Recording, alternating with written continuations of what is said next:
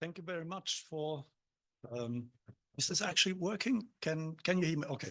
Well, thank you very much for this very nice and, as so often, undeserved introduction. I'm very happy to come back here. It is, as was rightly said, it is coming home and coming back in a way, because I did spend very happy days here while working for my PhD. And I still know many of the streets and parks around here very well. So this is homecoming in a sense, although then I spent many days since my first positions in linguistics, which date back to around 1985, not here in London, but elsewhere. Now, so I'm aiming for 50 minutes. Okay, so is that okay?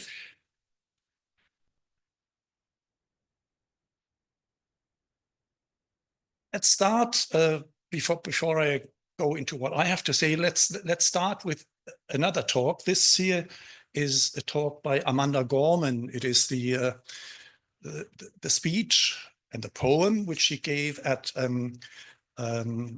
Biden's inauguration in 1920, a talk which was then printed and became a worldwide success as a poem,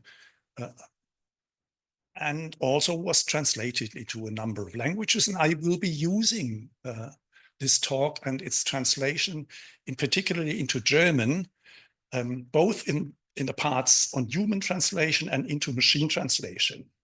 And in a very much a bird's eye view, what I will be saying and asking is, on the one hand, I will be emphasizing a great degree of freedom that I will claim for the human translator against ideological claims as to what I think unjustified limits to that freedom. And I will be warning against the impact that machine translation has on translation, warning against the fragmentation and the marginalization of human freedom when we apply machine translation to it. And I will be doing that in spite of the fact that I myself have spent about 10 years of my life working on machine translation, not on neural network machine translation. That came pretty late in my own career, because I've been retired since 2020, but that applies to machine translation in general. Now, let's listen to some passages, the opening passages of this beautiful speech by Amanda Gorman first. Dr. Biden, Madam Vice President, Mr. Emhoff, Americans, and the world. When day comes, we ask ourselves, where can we find light in this never-ending shade? The loss we carry, a sea we must wade. We braved the belly of the beast. We've learned that quiet isn't always peace, and the norms and notions of what just isn't always just is. And yet the dawn is hours before we knew it. Somehow we do it. Somehow we've weathered and witnessed a nation that isn't broken, but simply unfinished. We, the successors of a country in a time where a skinny Black girl descended from slaves and raised by a single mother can dream of becoming president, only to find herself reciting for one. And yes, we are far from polished, far from pristine, but that doesn't mean we are striving to form a union that is perfect. We are striving to forge a union with purpose, to compose a country committed to all cultures, colors, characters, and conditions of man. And so we lift our gazes not to what stands between us, but what stands before us. We Okay, so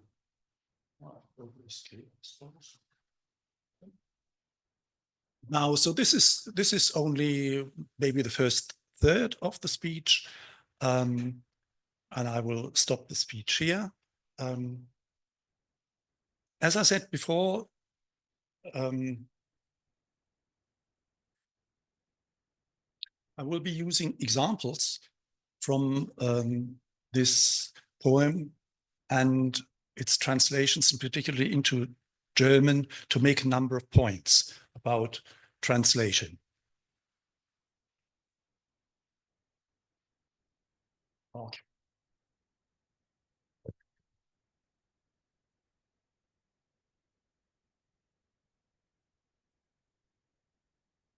First, a very quick review about the topic of the voice of the author and the role of the translator. Then two main topics in this talk. First, human translation as negotiation of linguistic translation and intercultural differences. And I'll use disputes around translations of that speech that we've just heard. And here, in particular, the controversy about the translations of this poem into German, Dutch, and Catalan. I will give just some pointers to contextual analysis of the original text, the American English text, to show what the translation challenges are.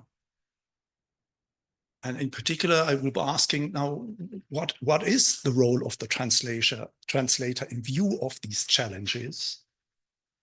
And I will end up this first part by identifying some requirements on human translation. So what is necessary in order to produce a good translation of this text, of this poem? And then I'll move over to the second main point of this talk. If we look at machine translation of this text, do we not have to identify a huge fragmentation and marginalization of human control here?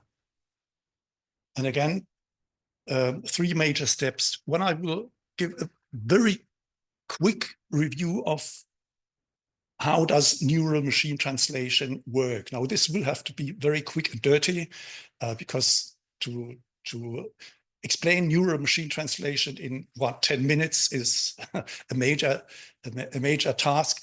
Now, neural machine translation is not my home turf. I'm quite at home with symbolic machine translation in computational linguistics, but that is not the actual machine translation anymore. I will especially then characterize the changing place of agency in neural machine translation. And I will then look at evaluation and language engineering in comparison to human translation, because they are the two human activities which remain in machine translation: evaluation and language engineering. Human translation is no longer present in machine translation, right? And finally, I will end up by saying that agentive artificial intelligence, which is what is developing currently, which of course does not only translate, it does lots of other things. Above all, it already does a lot of research, which many of us are active in, and it produces texts without translating. Agentic AI then gets pretty close now to achieving something which, for example, the postmodernists liked to talk about a lot, which is the death of the author. If you think about the seminar papers that you're getting and so on. So agentic AI, it gets pretty close to leading to the death of the author and thereby to the loneliness of the reader. What do we, the Philological Society and the reader in general, have to say to that? Okay, but let's go to this journey through journey together. First, the voice of the author and the role of the translator. Now, textual agency or voice has been variously assigned to authors, editors, viewers, and readers in literary studies. For example, Wolfgang Iser in German tradition reception theory, Terry Eagleson, on the other hand, who leaned more towards emphasizing the author again, or in a big overview, Frau's large-scale overview on literary studies. They all variously identified the authors, editors, reviewers, and readers in their role of contributing to textual agency. And then there's linguistics, of course. Pertlau, Halliday, when linguistics wanted to say anything about voice in literary studies, who added a strong focus on text structure and text function. And then, of course, translation theory. Gideon Turi, Juliane Haus, Jeremy Munday, Venuti, Alves and Jacobson, and a number of others who focused on the translation relationship between source and target, and on the translator, of course, on the role of the translator, the activity of the translator, discussing language contrast and equivalence, discourse type, goal of the translation, and contextual variables. The question then arises how translators' agency and choice are influenced, constrained, and possibly predicted by such variables, and how the translation situation changes with the impact of machine translation. Now, some people, of course, have not completely without reason claimed that in view of all of these variables, translation is impossibly scientifically to characterize because there are too many variables involved. Okay, I wouldn't go down that pessimistic road, but there are very many variables, and there is one thing that is certain, that given the impact of machine translation in whatever form, that makes a big difference. Now let's look at this presidential speech that Gorman gave and the translations of this.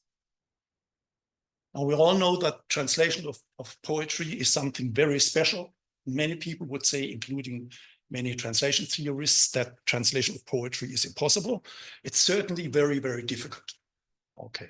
Now, when that came up for translation, the following happened, leading to controversy. Two excerpts from the press. This here comes from Dorothy Pineda, Los Angeles Times, March 21, who wrote, Penguin Random House snatched up the poem for publication and foreign publishers clambered to publish it abroad, which meant enlisting translators worldwide. Last month, two of those translators ceased work on the project, first in the Netherlands after criticism that a white author had been chosen to translate the work of a Black woman. Dutch translator Marijke Jukas-Reineveld, who last year became the youngest writer to win the International Booker Prize, handed back the assignment. Most recently, Catalan translator Victor Obiols was removed from the job.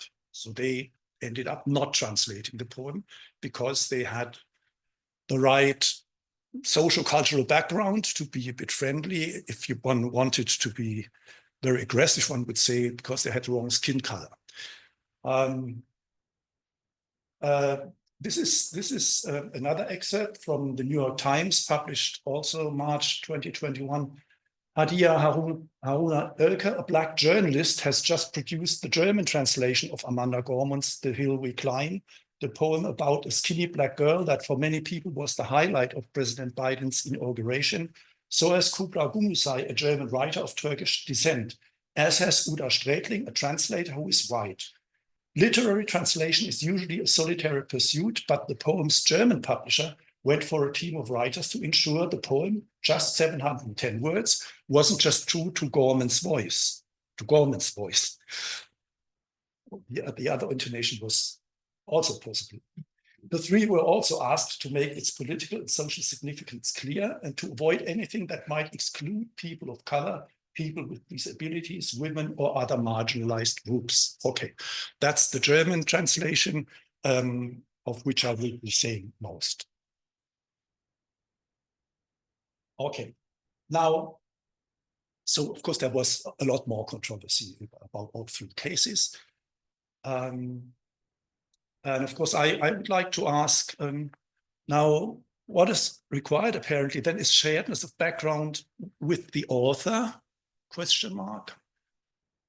That's apparently what is at issue here. And second, which level of sharedness? Is it sharedness of biology? Well, seriously, no. I mean, that's this can't be meant seriously. Or is it sharedness of ethnicity and or sharedness of social class, sharedness of group membership, sharedness of gender memberships? Or is it simply sharedness of subjective consciousness? I mean, whatever is claimed as necessary level of sharedness here between the translator and the author. So what is the controversy really about? And is that a good, necessary, sufficient criterion for a successful translation? In order to approach the conflict, I think it is helpful to go into a translation-oriented text analysis. That is what a translator should always do when they approach a text. And I would just highlight a few of the questions that come to light when we go to our text here. And I'll use a so-called register analysis. This is a type of contextual analysis, which I take originally from a fairly old paper by Halliday, McIntosh, and Strevens, 1964, the Linguistic Sciences and Language Teaching. But that's a method which has been developed over the years, also in computational linguistics, for example, by Biber and Conrad, in comparative and contrastive linguistics and corpus-based analysis. It's an analysis which classifies the variables of the text in terms of field, tenor, and mode of discourse.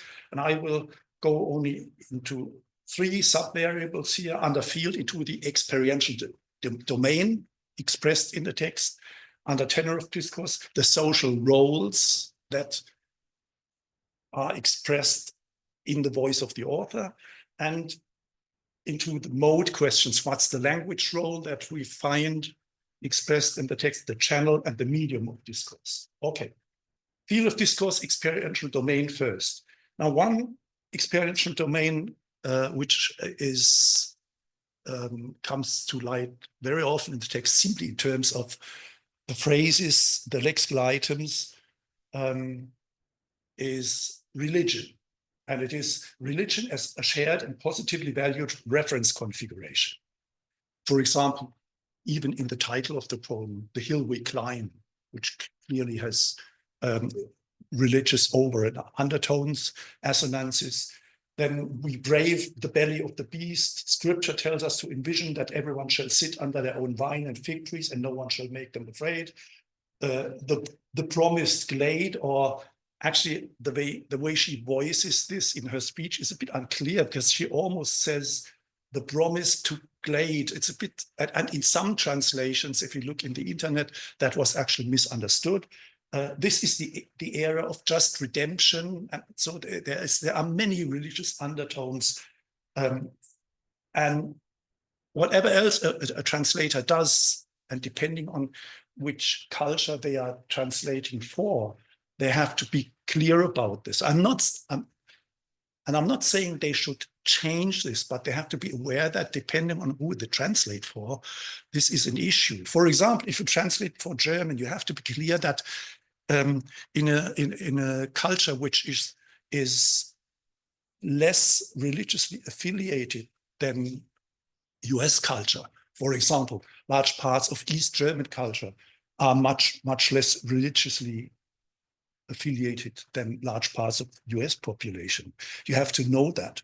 And in fact, the German translators put a fairly lengthy appendix together with their translation, which is well justified, where they explained this, where they explained some of the religious symbolisms and made it clear that large parts, especially of the Black population, the older Black population, has a positive association to these symbols, whereas for a large percentage of the German population, these associations are either less known or less positively loaded.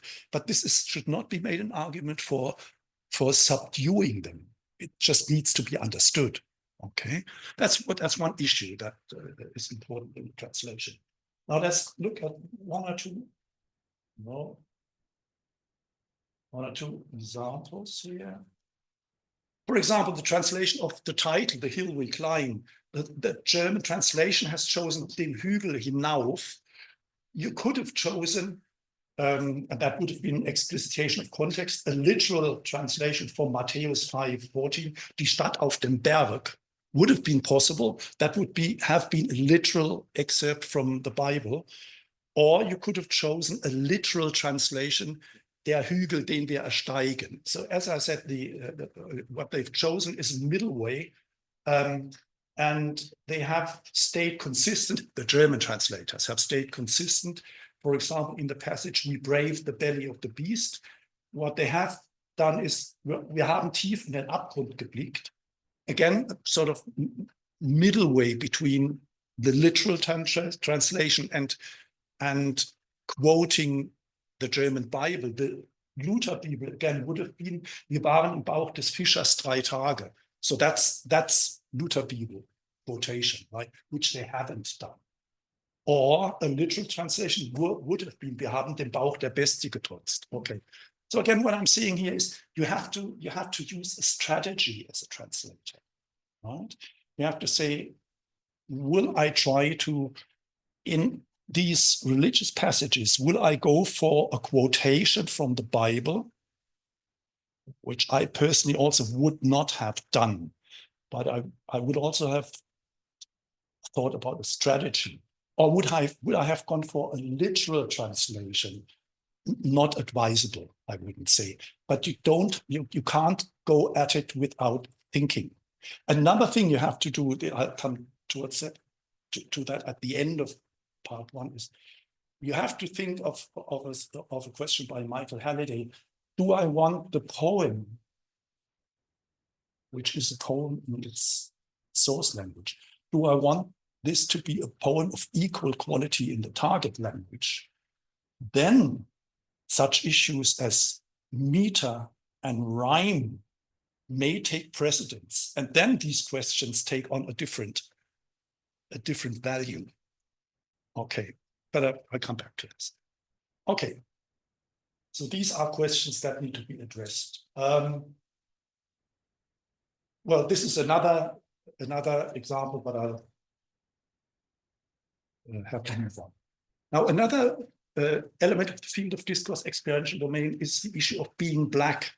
Now, obviously, being Black matters in this text because that is being addressed quite often.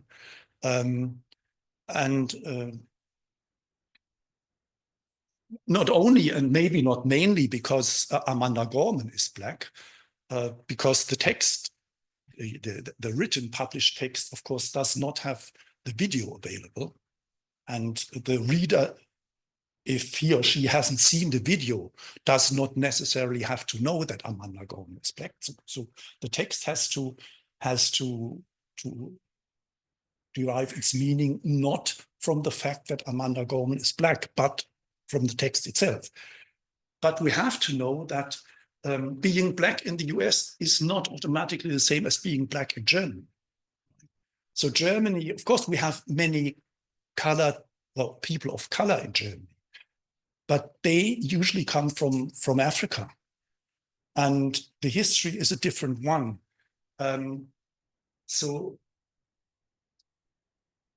that merits a bit of context, a bit of comment in the appendix, which the German translators, by the way, it's only one translator and two, a Turkish and an African journalist, have in fact written something about in the appendix. But it also matters for the translation. For example, the English text has, "We the successes of country and a time where a skinny black girl descended from slaves." Okay, the German translators have chosen the spelling black, schwarz, also with capitals, which is what I would have done as well. But of course, it then carries a meaning. It's a semiotic schwarz, which not as widespread in German writing as black in English, but you can assume that people will know what this means, that it has semiotic meaning. Skinny, translated as kleines, dünnes, does not carry its full meaning. Skinny, of course, in American English means more than just klein, dünn. I mean, skinny is also a somewhat positively loaded and slightly empowering word in American English context. And the translators have tried to make this, to address this in the appendix. So yes, you have to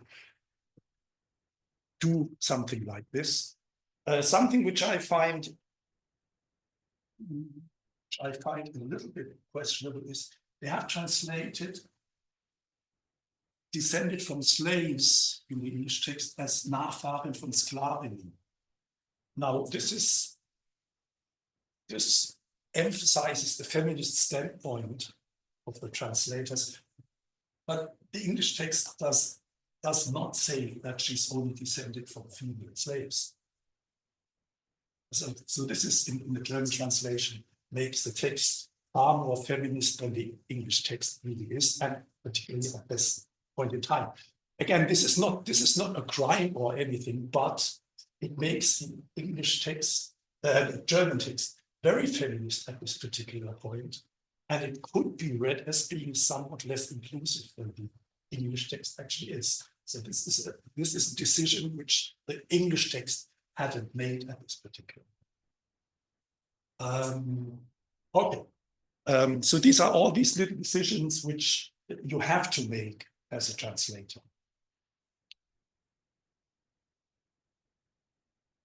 Okay, now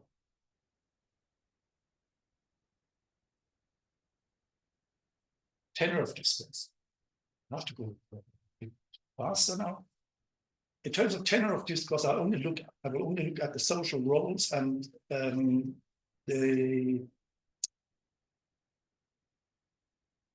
text. If you look at it as a whole,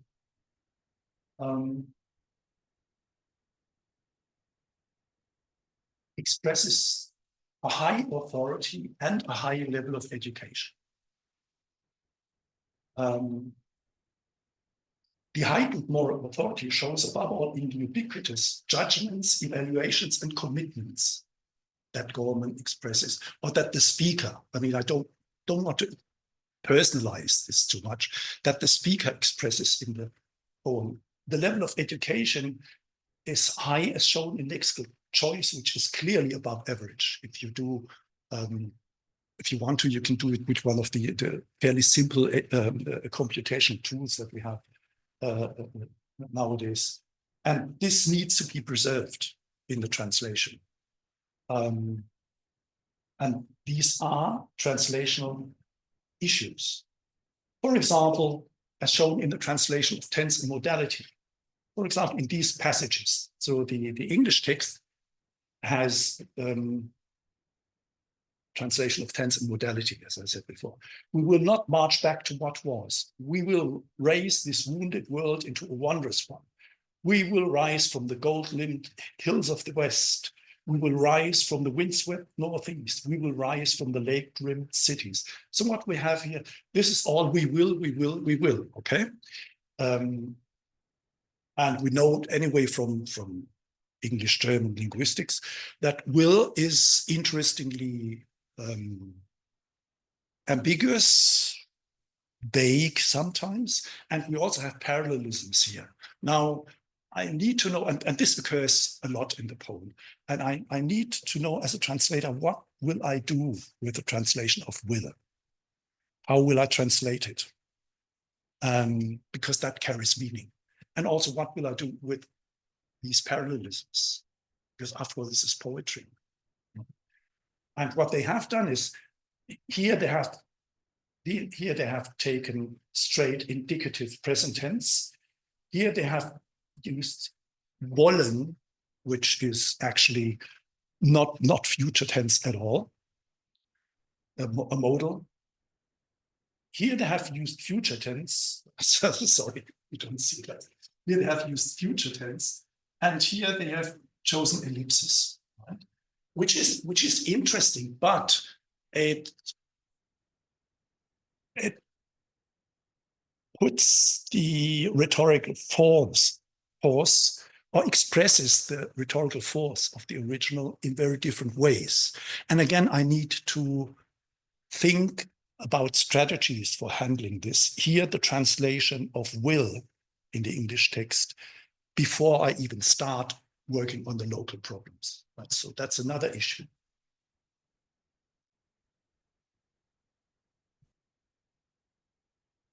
Okay. Then still tenor of discourse, social authority. There is, especially in the whole second half, a dialectics from talking about an intimidating past to a glorious future that the agentive voice is moving towards. So this is when the poem is opening up to an era of just redemption, as she said. So passages such as here, we feared it at its inception versus within it we have found power. While once we asked, how could we prevail versus now we assert, how could catastrophe prevail? We will not march back to what was versus, but now move to what shall be. If we merge mercy with might and might with right, then love becomes our legacy. Now, and so on and so forth. So I need to recognize there is this dialectic in the whole second half. And again, how do I, in my translation, express this in a way that it doesn't become monotonous, but has enough force? So that's another issue. And whoever translates this, whatever their shared or not shared background, that is important. And sharedness of background does not help me to solve these problems, but knowledge of the linguistic systems, the cultural systems, and translational strategies. Okay, I will pass these. Yes, I need to move on. Now, finally,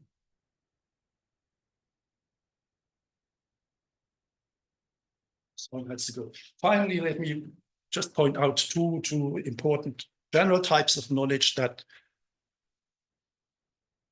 translators, I think, should have. One, and that is something that students, translation students, not always like, but I think they have to be there at the background, and that is something that Klaus Fischer will particularly like, but I mean that dead seriously. Knowledge about at least the most important systemic differences between, in this case, English and German, or in any case, the languages involved.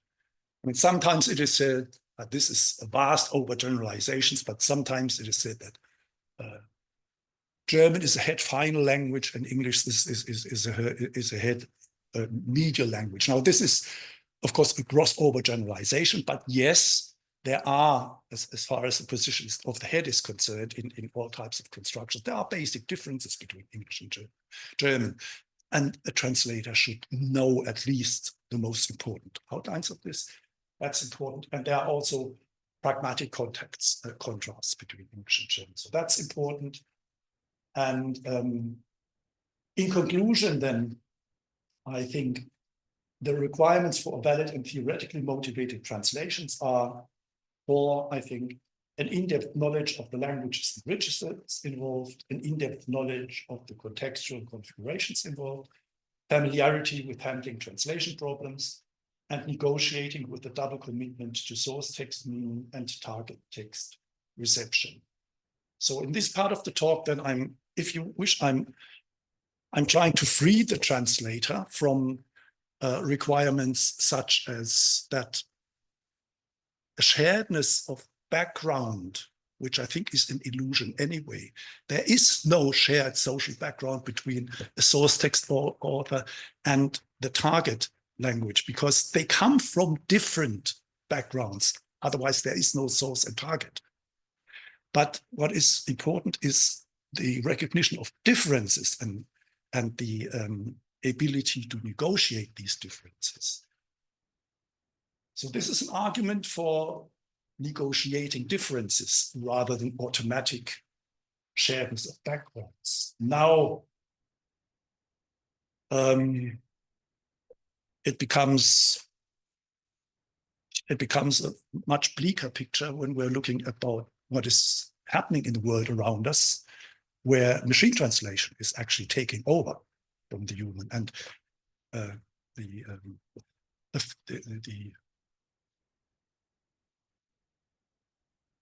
battles that I've hinted at and that we saw in 2021 and so on are actually battles of the past. Machine translation, fragmentation and marginalization of human control.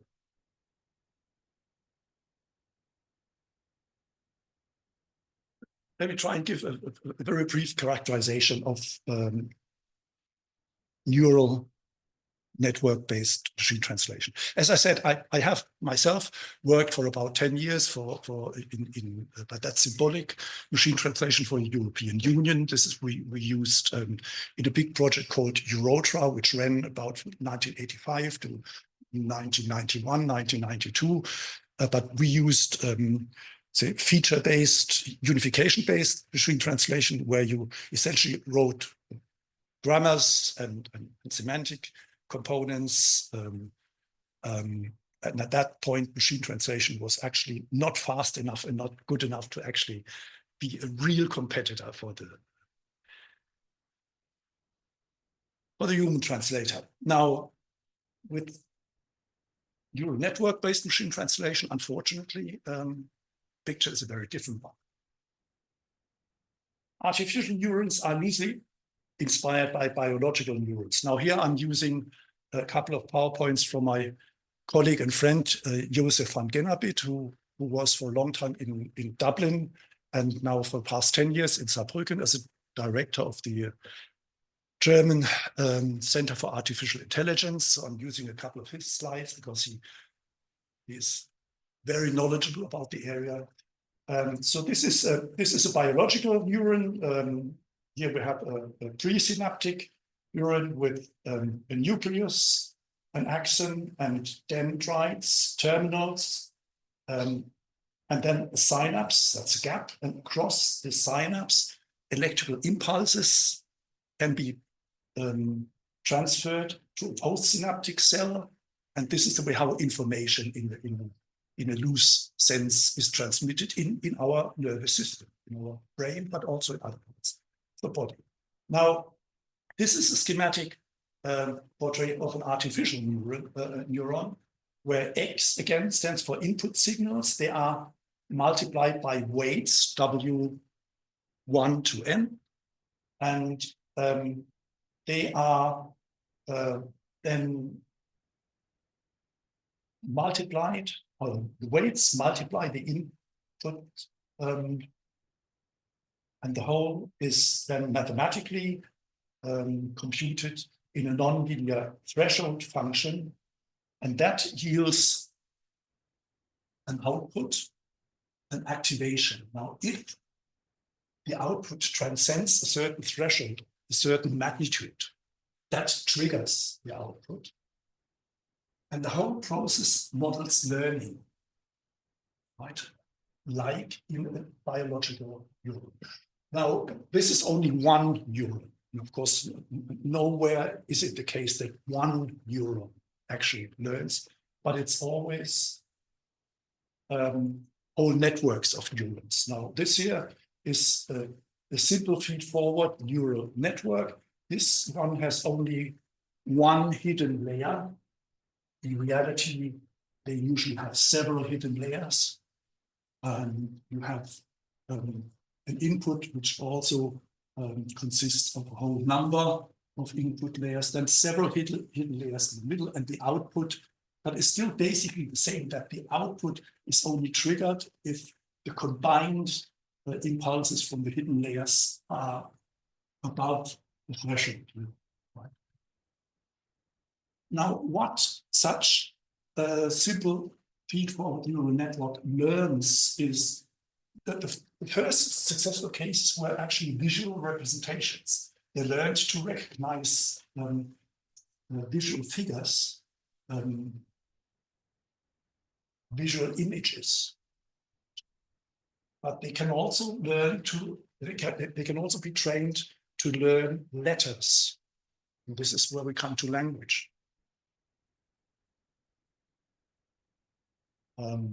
This is, for example, this is an example that shows us how vocabulary can be encoded with the help of numbers. Here we have vectors of numbers. The only numbers that we are using here are zeros and ones. So these are vectors consisting of 8 digits, only zeros and ones. These are called one-hot vector encodings. For small vocabulary consisting of words I, can, not, observe, watching, you. They have 2 big disadvantages. One, they require lots of dimensions. For example, if we had a vocabulary of 50,000 words, we would need 50,000 vectors, and they don't have any linguistic meaning because the words observe and observes are as different or as similar as each other as the words observe and observing. So that's not very good, which means I should have said that. Hence, what the real world is doing, they have used the distributional hypothesis as developed by John Rupert Firth or Sally Harris in the old time structuralism to model similarity between words, and they reduced the dimensions of, say, 50,000 words with the help of fast-forward neural networks. They reduced the dimensions. Right? You can reduce 50,000 to, in this case, to say 256 dimensions and use as similarity measures. Firth's or Harris's similarity measures, for example, use as similarity measures the next 2 members, the next 2 neighbors of a words and the 2 preceding neighbors of a words as similarity measures, and you get an old type taxonomy for the meaning or for the similarity of words. Okay. Now and then you can, in a way, you can compute the meaning of words. This I'm taking from a classical paper by Mikolov et al. 2013, where they described their word-to-vector technology. That way you can compute the similarity of words. The example that they give is in such a vector representation. You take the vector for king. Now, mind you, this is based on a large corpus of words, which are all represented as vectors. If there you take the vector for king, and you subtract the vector for man and add the vector of woman, you get as a result the vector of queen, right? And where this example does not mean equals, it's not equals in a mathematical sense, but yields, right? And means closest vector in vector space. Or the vector for sushi minus the vector of Japan plus the vector for Germany yields the vector for bratwurst. This is a bit funny and a bit strange, and in reality, it is a bit more complicated. If you read the original paper, you see that a lot more vector mathematics goes in there, but that's basically how this system works. And there are other technologies, but similar in spirit. Now,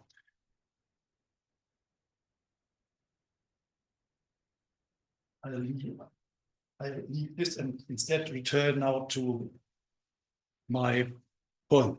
Okay, so this is a very quick and dirty overview of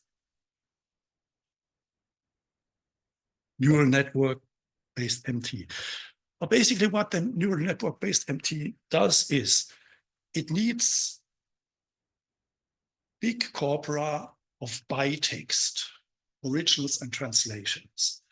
And it learns on the basis of this bytext to map plausible translation pairs onto each other. Okay.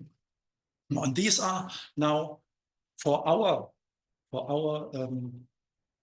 poem, some translation results that I got just as an illustration. So these are the first 3.5 or the first 4 stanzas that I have here. Let's just look at it. This is a couple examples. So this is Google Translate from June this year.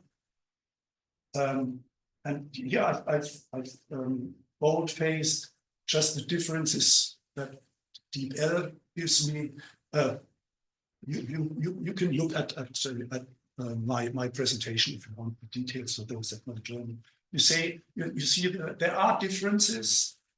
I would also say that the quality of the German text is not such that you could seriously sell it as a translation, but it's not so bad that I would think it's impossible that within the next 10 years or so, it could be sold. They are getting better. And after all, this is poetry translation. So the hardest nut to crack for machine translation. Okay. So this is DeepL. Now this is ChatGPT. And here you can see ChatGPT is the one which is most different from Google.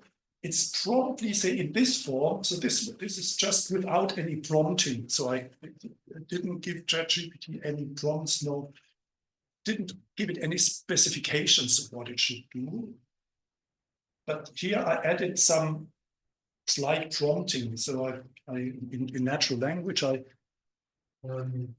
said you could do more intelligent prompting, right? You could, especially if you use a professional version of ChatGPT and not use natural language, but slightly sugared programming, you could do better.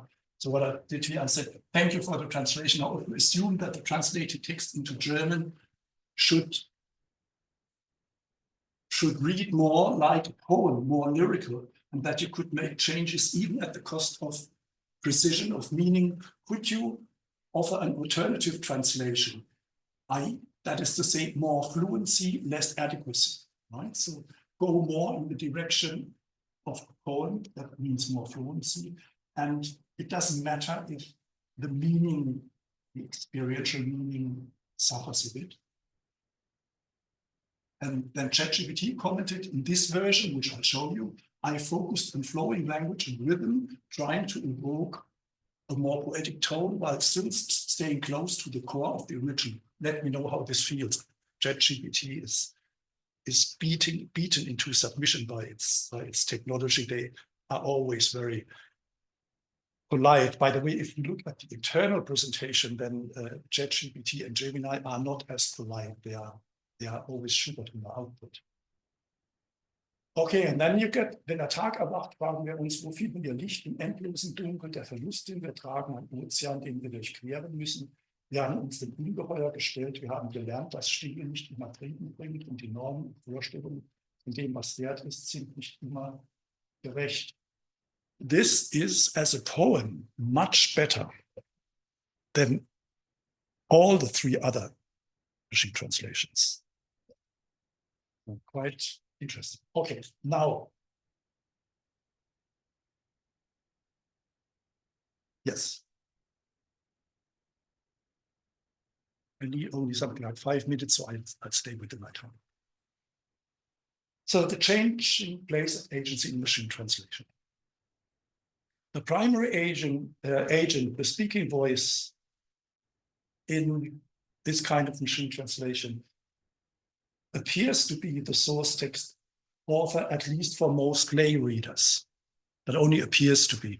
Well, that's of course the case with all translations. I mean, the lay reader always thinks it's just the author which is speaking to me. But in reality, of course, it is always partly a translator and partly the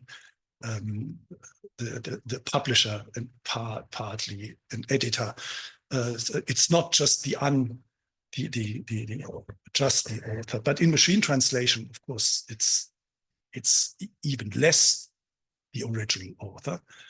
So it appears to be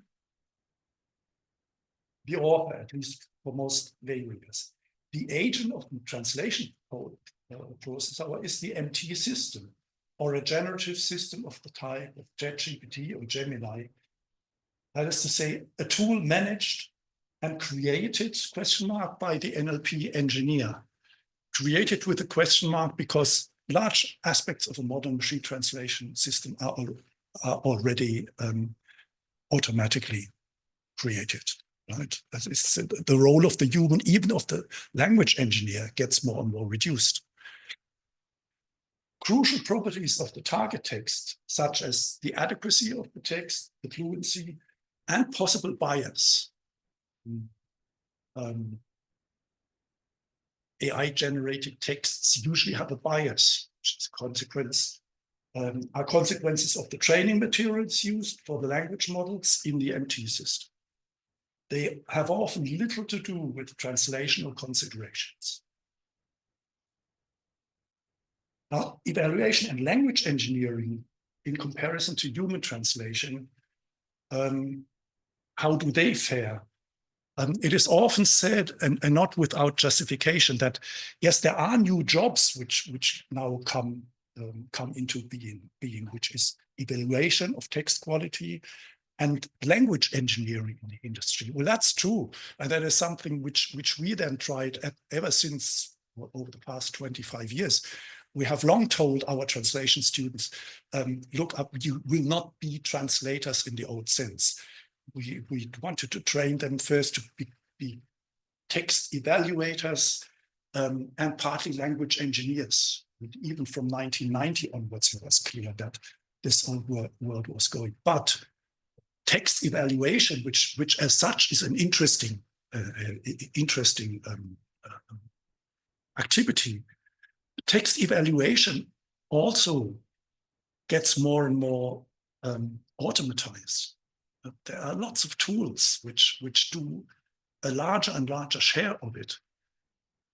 And you need fewer and fewer evaluators as time goes on. And language engineering, which is also an interesting job, but is not done by the people that used to be translators. In the overall process from human translation to machine translation, human agency is reduced in terms of quantity and shifted to language engineering and information technology, quality. Remaining translation agents in the process are evaluators and pre- or post-editors, agents which existed with human translation as well. So that is true, at least in many of its forms. Yet much of the workflow of multilingual communication is being progressively automatized. And qualifications sought for multilingual experts are largely natural language processing specializations. So more and more what is sought is a background in mathematics, statistics, and computer science. So this is something that we found more and more is that, I mean, forget a good training in, I don't know, philology or even traditional linguistics.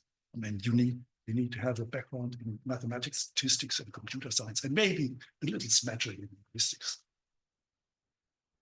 and possibly expertise in multilingual text processing and digital humanities, yet at what level of qualification, control of technology, and income? Translation and authoring of many non-specialist registers of texts may well become fully generative, non-human in the foreseeable future. Now, just 2 slides and we're done. This comes from a paper which was published in scientific reports in one of the Nature communications journals last year, reporting on an experiment which was conducted in the US last year. I just read from their summary. As AI-generated text continues to evolve, distinguishing it from human-authored content has become increasingly difficult. This study examined whether non-expert readers could reliably differentiate between AI-generated poems and those written by well-known human poets. We conducted 2 experiments with non-expert poetry readers and found that participants performed below chance levels in identifying AI-generated poems. Notably, participants were more likely to judge AI-generated poems as human-authored than actual human-authored poems.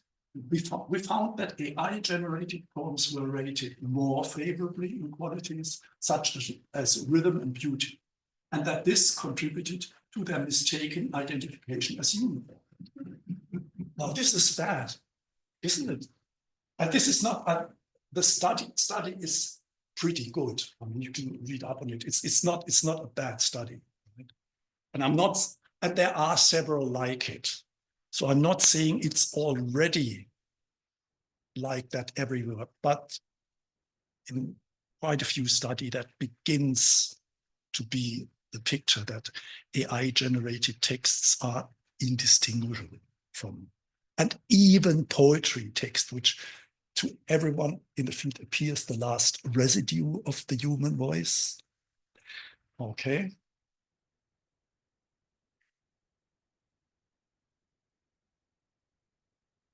So the shifting of control that we have diagnosed by is something we observe in areas such as authoring, language teaching, learning, and even in research methodology across many fields. And once the original author's voice is factored out as well, which is something generative and agentic AI are moving towards, we are left with a rather lonely and dystopic reader, I'm afraid.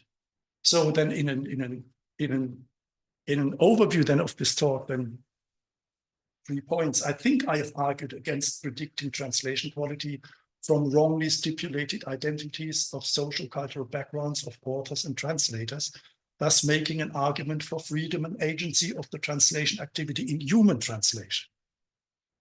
But I have then had to diagnose a strong marginalization and fragmentation of human control and agency in neural network-based machine translation processes.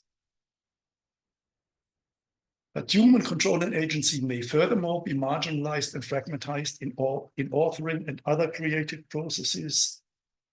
Are some philologists fighting a losing battle then for an outdating notion of agentivity? And what can the Philological Society of England do about it?